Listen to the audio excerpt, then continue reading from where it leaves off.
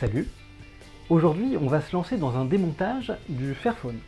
Le Fairphone, c'est ce téléphone qui se veut durable et donc démontable.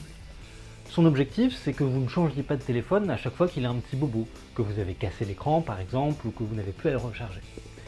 Justement, aujourd'hui, sur le mien, que j'ai depuis 2 ans, la prise ici pour le recharger fonctionne de moins en moins bien.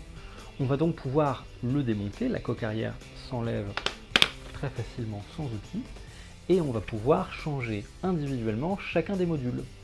Ainsi, on peut garder son téléphone plus longtemps. Maintenant, est-ce que c'est facile?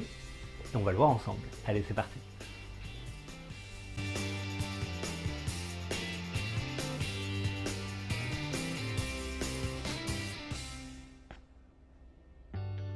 Alors, voyons un peu ce que la bête a dans le ventre. La première étape, ça va être tout simplement de venir retirer le capot.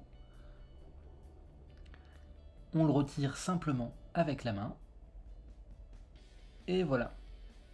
On voit ici la batterie qu'on va retirer tout à l'heure. D'abord, évidemment, on va l'éteindre. Et puis notre but du jeu, ce sera de démonter une par une toutes les petites vis. Allez, c'est parti!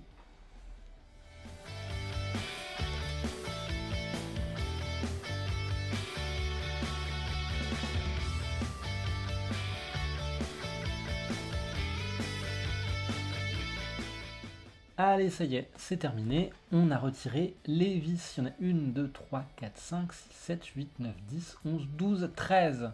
Prochaine étape pour nous maintenant, ça va être de repousser l'écran, de venir le séparer du châssis en appuyant délicatement dessus pour venir le déclipser.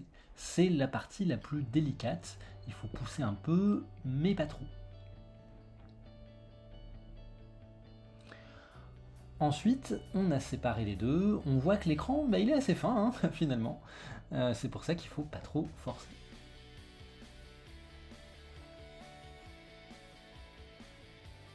On remarque les connecteurs qui relient l'écran au châssis principal, avec cette petite piste en cuivre. On voit les trous aussi pour la caméra, le petit capteur de proximité. On voit que chacun des modules peut s'enlever sur le châssis principal. Et puis, on reconnaît ici la puce NFC qui permet de payer en sans contact ou de mettre son passe Navigo ou ce que vous voulez. Ça, c'est le bottom module, c'est ça qu'on va remplacer. Il contient la prise USB et le vibreur. C'est justement la partie qui fonctionne mal. Voici le nouveau. Et on va venir tout simplement le remplacer. On déclipse la petite languette, on dévisse.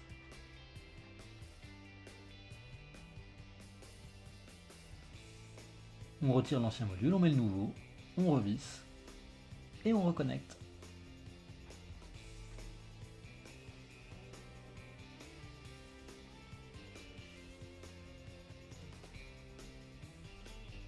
Ensuite, même boulot, mais dans l'autre sens. On repositionne l'écran et on refait vis toutes les petites vis, les 13. Et ben voilà, l'opération s'est bien déroulée, elle a duré environ 30 minutes. C'est un petit peu technique par moment, en tout cas il faut être un petit peu minutieux, notamment sur la sortie de l'écran du cadre principal.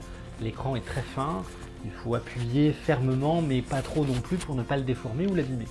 C'est la seule partie qui était un petit peu délicate, sinon le reste est très simple, ça consiste globalement à démonter des vis. En tout cas, ça fonctionne, super, et il est reparti pour 2 ans. Ciao!